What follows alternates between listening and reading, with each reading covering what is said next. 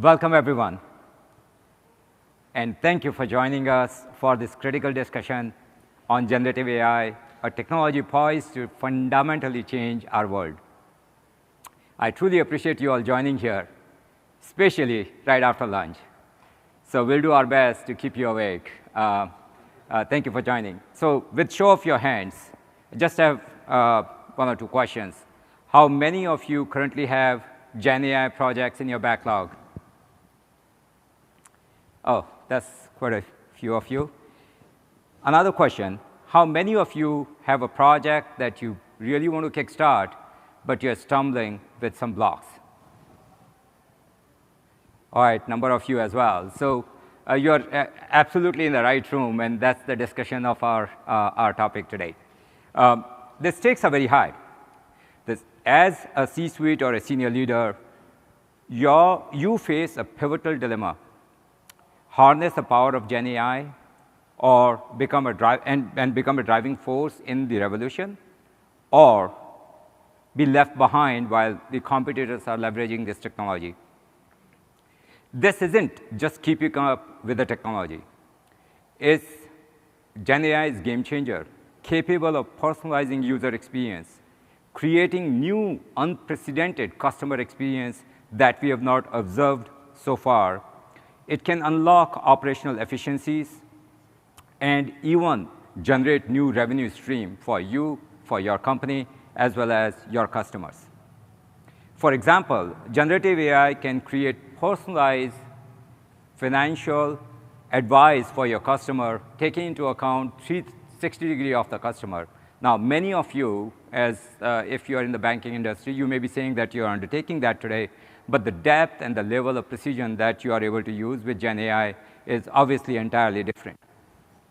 Some of the other things that you can talk about is it can help with underwriting and risk assessment, analyze the loan applications, read into the financial statements of the customers as they are submitting for loan application, and look into the market data, look at the social activities of the customer, and then create a specific customer risk assessment for you to analyze and decide whether that loan application should be approved. In some other cases, it can also investigate into fraud, look at the pattern of the data and create new patterns that allow you to understand what types of fraud may be occurring or may be possible in future that you can stop. Sorry? In few minutes, you'll be seeing. Okay. I was just reading, as I was preparing for this session, a good medical study came out where they were talking about a small little child, 4-year-old or 5-year-old. Their parents were trying to figure out as to what the problem is. They went through 17 or 18 tests, including MRI and so on and so forth. They could not figure out. And the mother did very small things. She uploaded all the MRI and the scans onto Gen AI, only to find a rare disorder, and boom, they were able to undertake the treatment. So that's the power of Gen AI that we are talking about. Today, we are fortunate to sit down with two of the best FSI leaders to dissect the full potential of generative AI. They'll share firsthand experiences of real-world applications, practical strategies for implementation, and crucial steps that you need to take to craft a winning strategy. So buckle up, get ready, and ask tough questions.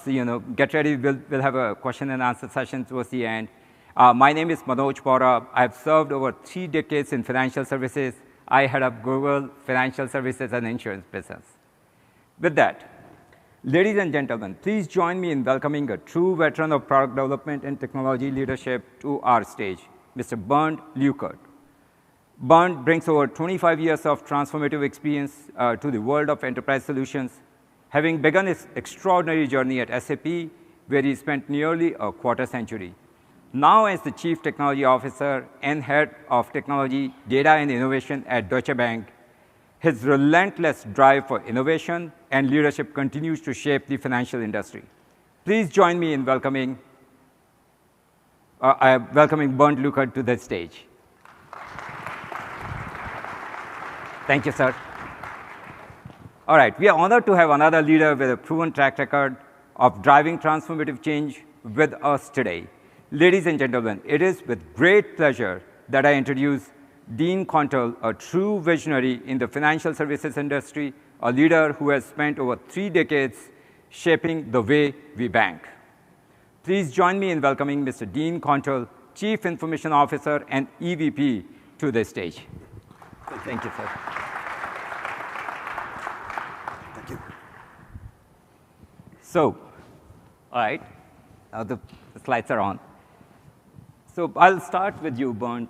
Given you have been working with Gen AI for quite some time, specifically around Vertex AI, customer interaction.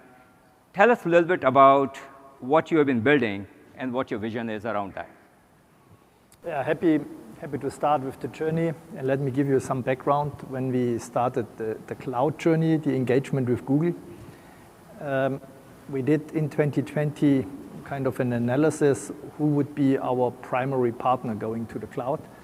And there is obvious names on the list, but we said that the capability of being able to offer us AI capabilities as part of the platform and not next to a platform was a driving factor.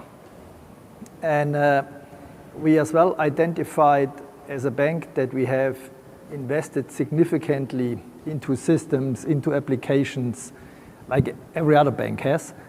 But we are still having a huge amount of unstructured documents that we are receiving on a daily basis, and this is hundreds of thousands of documents coming from our customers. And the usual thing what you are doing with OCR tools is not fitting the purpose. It is just taking the documents, receiving by a human being, putting it into an OCR tool with more or less success, and then driving the following actions and execution. And that is, I would say, the big opportunity and the big difference I see in AI, that it is not fitting to a dedicated specific use case. It's applicable across the entire service portfolio which we have. And therefore, we have been convinced in driving this, evaluating this. And the approach we have taken was a grassroots approach. We reached out to the business and said, let's collect use cases and cluster them into categories. And then say, if it works in that category for that type of a theme, then we know it is possible to be applicable across multiple application areas, across multiple themes in that category. And that was kind of the conviction call we have taken, and proud to use AI to drive efficiency. And I would say as a next step, where we are not now yet, is building new business capabilities. I would call it enabling our customers' business model, and we would love to be the enabler for them. That's amazing. And I suppose not only that you're able to get efficiencies, I do think that you'll be able to serve your customer faster as well in the process. So that's amazing. So Dean, you are currently building COE with regards to Gen AI with subsequent impact on culture surrounding technology. Can you elaborate what types of feedback you have been getting so far from your customer, from your internal stakeholders, and how has that been going so far? Well, I've been painfully patient, so I think this is pretty loud. I saw the hands go up about people that were struggling with use cases getting to production, and I didn't see a lot of hands go up, so maybe there's a better expert to be up here on stage. Real quickly, we are also on a journey with Google to move the majority of our distributed compute to the cloud and our structured data, so I think that's a real advantage for us. We have been moving fast, slowly, in that our risk partners, given all the hype and the fear, are getting grounded in what it is and how to manage it. And we have business partners that just want to go. And so I too want to move faster. We're putting some things into production. It's been a journey. Last year, banks had a little bit of a different focus given the balance sheet and interest rates. So we're now starting to get tone at the top. So things are starting to accelerate. That's amazing. So we have some more questions that we prepared for you, specifically to gain your perspective. What makes Gen AI, and I'll start with you, Bernd, first. What makes Gen AI impact truly different from prior technology waves? And the reason I ask you, because just in a short span of last 10, 20 years, we have seen a number of technology waves that have come in and have gone past. I just talked about distributed ledger as one, where we all were into distributed ledger only to find that that's not the thing that's going to be the single solution for all problems. So what do you see as the most disruptive opportunity as we talk about Gen AI from your business point of view? Yeah, Manoj, I think I was already sharing the different use cases, and that we started more in the efficiency area. But I would say the true difference versus other technology trends is that it affects more or less every task we have in the bank. Whether this is in the business, where it's definitely changing the way we engage with customers, defining a complete new experience, while the buzzword customer experience is existing since decades. I think it's fantastic if a customer is contacting you in a digital way, that you can respond instantly as well in a digital way. Thomas Kurian called these agents in his keynote yesterday. But as well, and this is the true difference, it is applicable as well into the corporate functions, whether this is in risk. And Dean just talked about what kept us busy with the rise of interest rates last year. I mean, we are able to put in much more data into our risk models, and therefore be having risk much better under control.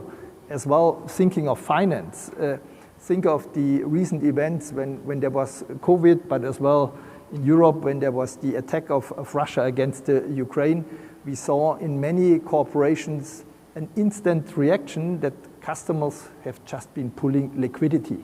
Not because they could explain why they need liquidity, they just were pulling liquidity and they said cash is king, we need to be on the safe side. Now imagine we could model based on data these capabilities and act more as a stronger financial advisor to these customers. So I would say the true difference is it affects every task we are doing, and we have done this with a management consulting company, and the outcome of that study was that definitely at least a third of our roles will change in a certain way or form, or will completely disappear and new roles will emerge. A third of the total employees of the bank, which is massive, and I think that's the big difference compared to other technology trends we have seen. So as you speak what you just said, one thing interestingly that I observed is that you're talking about your risk models are also getting better because you have better abilities with the new generation of AI or Gen AI. Is that fair to understand? That is fair to understand, definitely. I mean, that's amazing. We are evaluating this these days. Yes. That's great. Dean, I would ask the same question to you as well, and I know that you have such a significant impact within the financial industry, and you observed this very, very closely. What do you think is truly different here with where we are today? Well, I think there's a varying degree of opinions on this in the industry, not even in the bank. But I think that where technology stacks in the past have helped you transform a business process, I think Gen AI will help you transform the business itself. I think partnering on what he said, it's applicability against the 16 known patterns today in the current versions, whether it's marketing content summarization, software guidance, documentation, code development. It will touch every employee in some way in the bank, and it will do it in a way that's a little bit more intuitive than some other technologies in the past. I do agree the hype curve's broken here, but if it's 1 to 10 hype curve in Gartner, this is a 14, but it's probably really, in my estimation, an 8 or 9, 2 years out. And so I think it'll be significant in that way. I think one of the things we have to focus on is who gets to use it, for what use case, what's the cost, and what's the ROI. We just can't have a proliferation of this capability through our SaaS providers or other tools without good, I was chatting with some of my peers today, We have FinOps for the cloud. You need FinOps for Gen AI as well.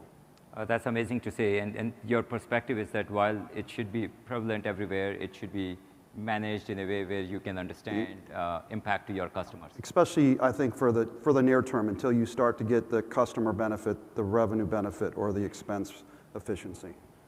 Amazing. Let's move into some of the use cases that you're talking about.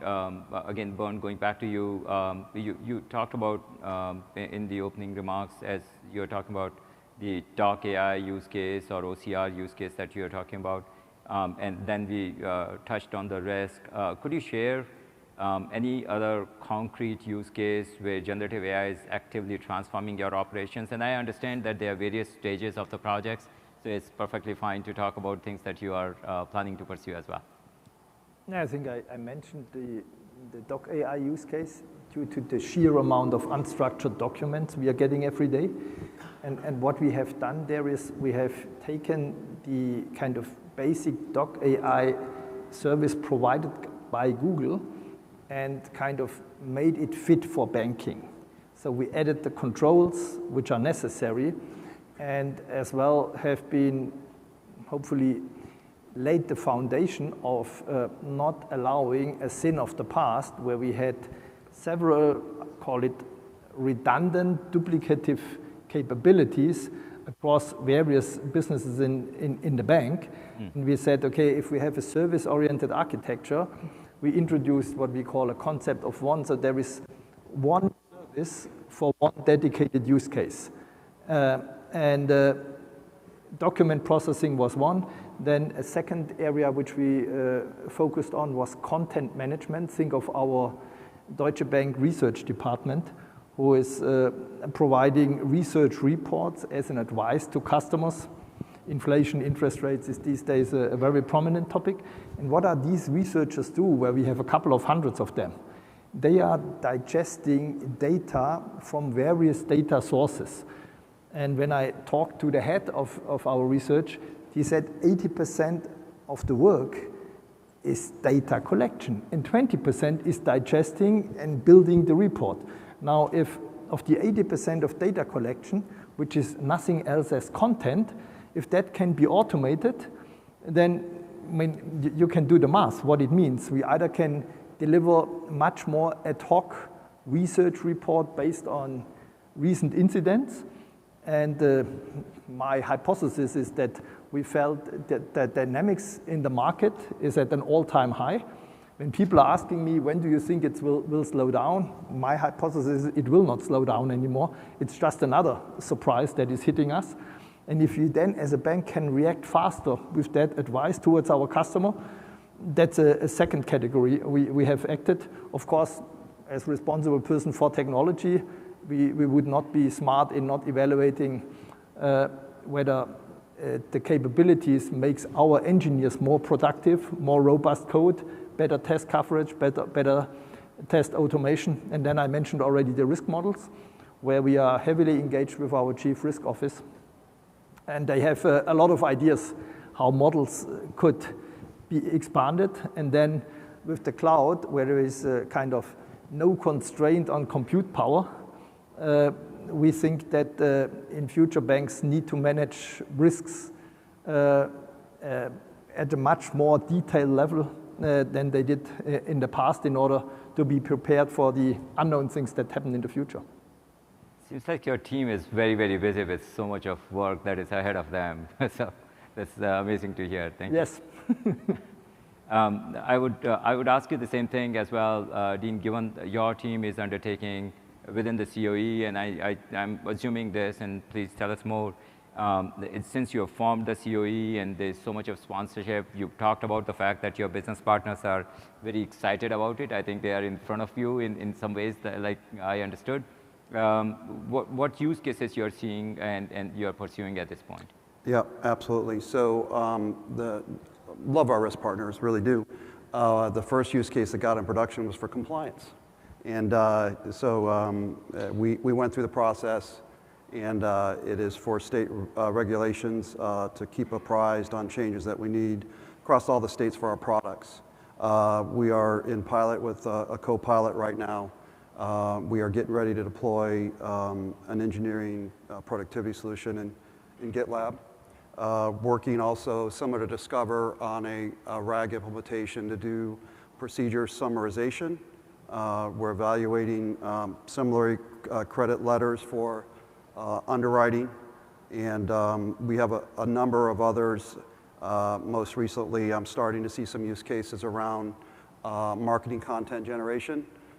That one probably will take a little bit of time to get through and get into production, but those are the types of use cases we're seeing. Very, very good. Thank you.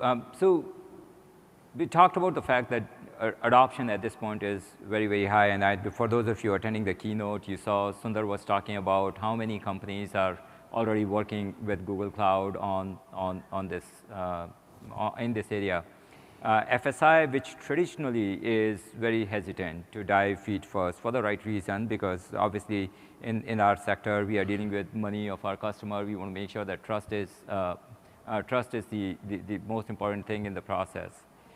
You are spending a lot of time and money to make the adoption possible. In your opinion, what is the biggest risk of ignoring or doing nothing with regards to Gen AI? And Dean, if you don't mind going first. Yeah, no, I think we had a conversation with some analysts from JP Morgan that put out a paper and said this is not a technology you can wait on. I think, again, pick your spot on the hype curve and how much you believe, but when you look at what it can do to back office operational efficiency, to engineering productivity, to research and data consolidation for reports, we're looking at something similar for our institutional advisory team. Those are going to be real tangible. You have to control the cost, but those are going to be real tangible expense takeouts. And eventually, I think, remove customer friction, which is going to be helpful for a number of reasons. And I think there'll be use cases around revenue as well.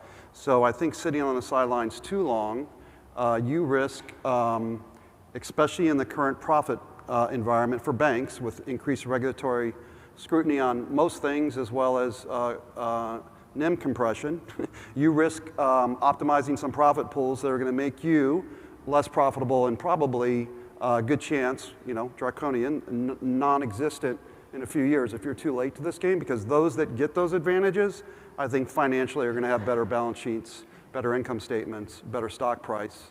And as we open the gates slowly on acquisition again, they're probably going to be the ones that try to get bigger. So I do believe this is not blockchain. So even though there's use cases for such, there was a lot of hype there. There was a lot of hype on Web3. I don't think that's this either. I just think that this is going to change business in all industries. I think it's going to change society in some ways, and there's some risk to that, as we all know, in terms of how responsible AI is adopted, controlled, regulated. But I don't think you can sit on the sidelines. You can pause a little bit, but you've got to kind of be in the fast follow, or at least on the proven use cases. Very, very good to hear. And I know that, as we talk about technology, I was reading some article where they were talking about the Kodak developed actually the first digital camera, just that they decided not to pursue it because they had the roll business going on at the same time, right? So it's a competition, but that's the point that you're trying to make. I would repeat the same question to you as well, Bernd. What do you think? What's the risk of ignoring or doing nothing at this point? Because that may be comfortable for some of the companies. Not sure if we can ignore it because it's happening anyway. At least when I'm talking to software vendors, there's almost no software vendor on this planet anymore who is not making a pitch that they have embedded AI either already today or a plan for the future. So unless you are ignoring all of them, so I just think there is no way around it. And if you accept that hypothesis, then you rather familiarize yourself so that you can have an educated conversation and understanding what we are talking. Otherwise, you have the risk of being told and promises made, and you can't judge to which extent will they happen or will they not happen. And of course, then I would say, as a regulated industry, we as well need to have a permanent dialogue with our regulators. That's not a walk in the park.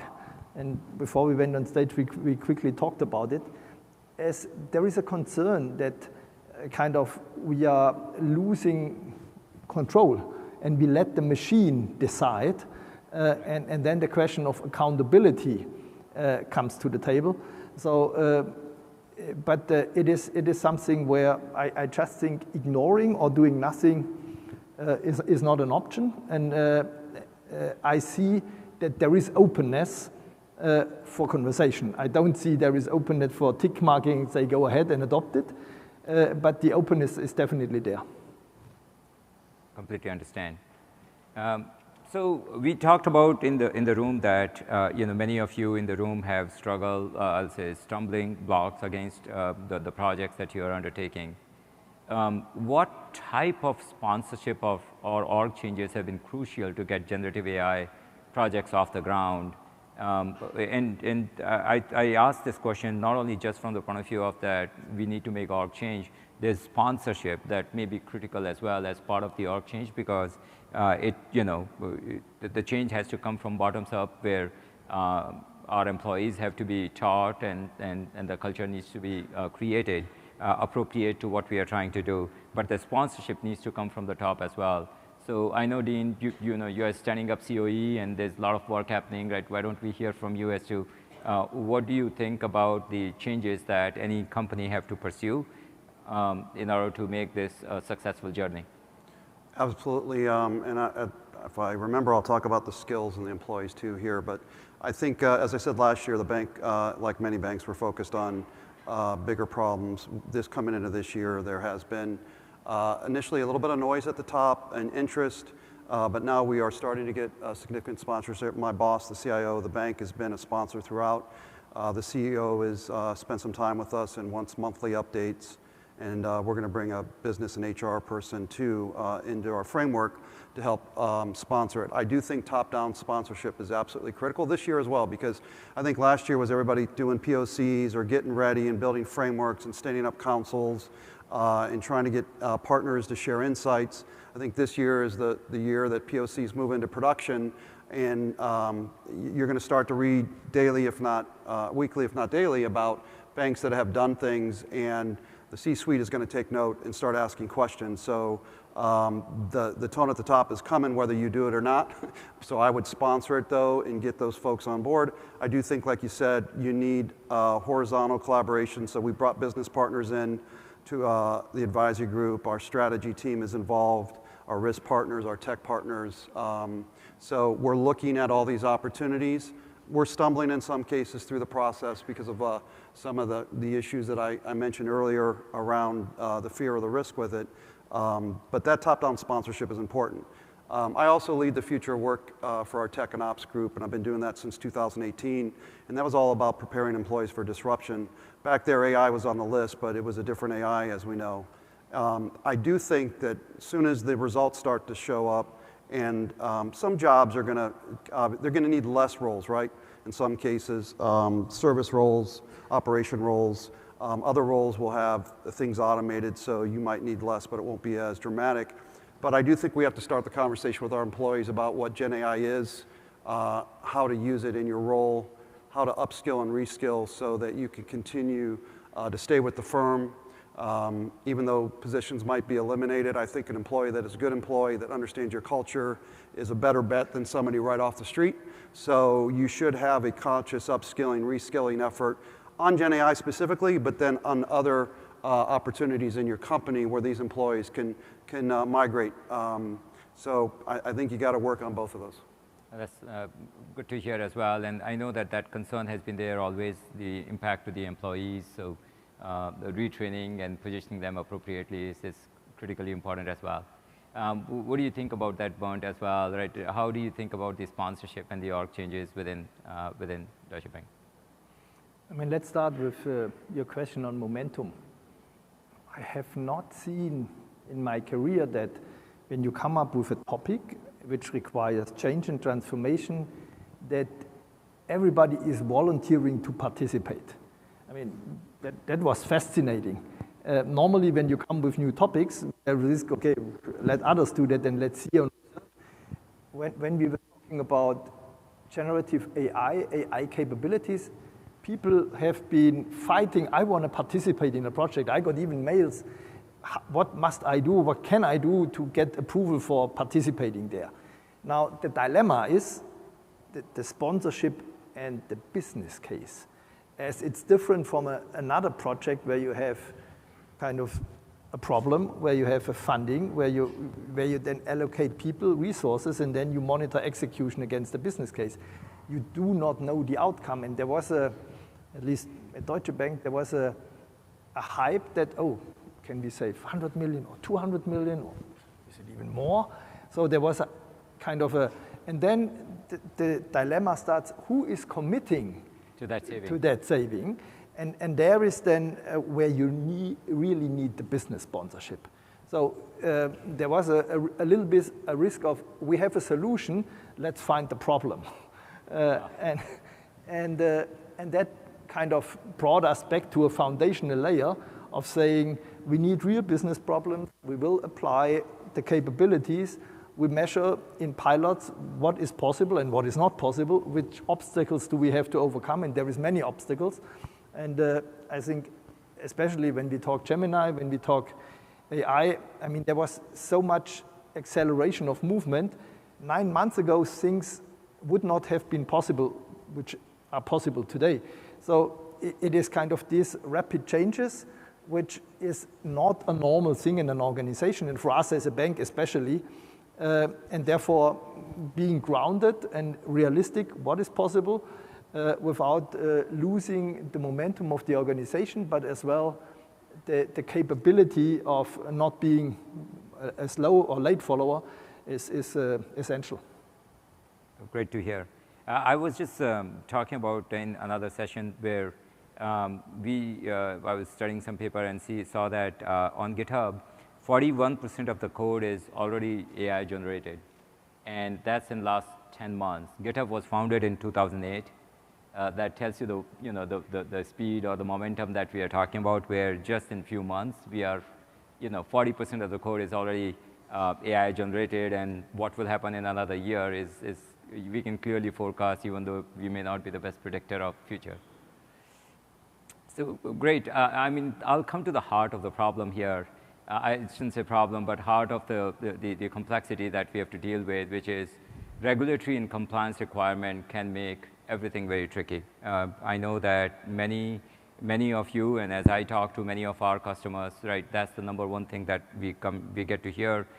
There's regulatory compliance. Obviously, in some cases, there's GIS, Global Information Security as well, that talks about, what things that needs to be done.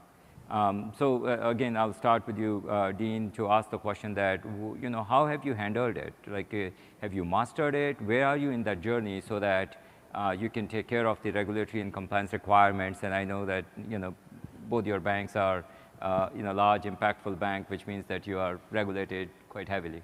Yeah, this is probably my biggest fear, and don't shoot me if it comes true. But we are talking to our regulators about what we're doing today and what we plan to do tomorrow. Our first formal update with some actual detail about what we're doing is probably May or June, but they are already aware that we're looking at it, that we've set up an advisory program, that we've chosen to govern it under our model risk management, that we're going to do sound proven use cases, that we're not going to do customer facing activity, et cetera. So I think you need to bring your regulators along. I think it was kind of referenced earlier, the regulators are still figuring this out. And I hope it's a misnomer, but I've heard 300 pieces of legislation coming our way across industries on Gen AI. And so where the fear is that even if we are planful and we bring them along and we demonstrate that we have control environments and we're protecting the data and that we are not having bias and hallucination and impacting clients in an adverse way, even if we do all that, my fear is that a company will make a mistake in the interest of trying to get the savings or to make a competitive impact. The regulators will figure that out, and then we'll have a horizontal review and a bunch of best practices that will slow us down. So just about the time this industry starts to see real opportunity, my fear is that somebody steps off a ledge, gets a, not a cease and desist, but, something similar to, an MRIA, and then all the regulators want 15 best practices, and if you don't have them, you got to slow down. It's probably happened before with some other problems in the industry, but I do think along the way you got to make sure that you're educating your regulators. I think Google and other providers have an ability to influence the regulatory landscape too, in terms of educating them about how you're building controls, how you're making sure that you have responsible AI, and how you're looking at any work that you're doing with your clients the same way I heard about that in your responsible AI committee yesterday, which was awesome. I think that service providers can help bring the regulators along as well, but they have to build their acumen as well. And let's face it, they're risk averse for a reason. And so they will slow us down if they see signs of danger. Yeah, completely agree with everything that you're saying. And Bernd, talking about this may be more complex in your case, given you are multinational with large footprint in several nations, and each one of them have their own regulation as well. That is either there in place or is forthcoming, like Dean is talking about. So how are you managing to it, or is any secret sauce to what you have been able to do so far? I mean, just to complement, to add what Dean said, I mean, everything which is true for any technology is as well true for generative AI. Whether we talk security, whether we talk data residency, you cannot say, here we make an exception, and you have to prove that whatever you have as a policy, the policy apply as well to these projects.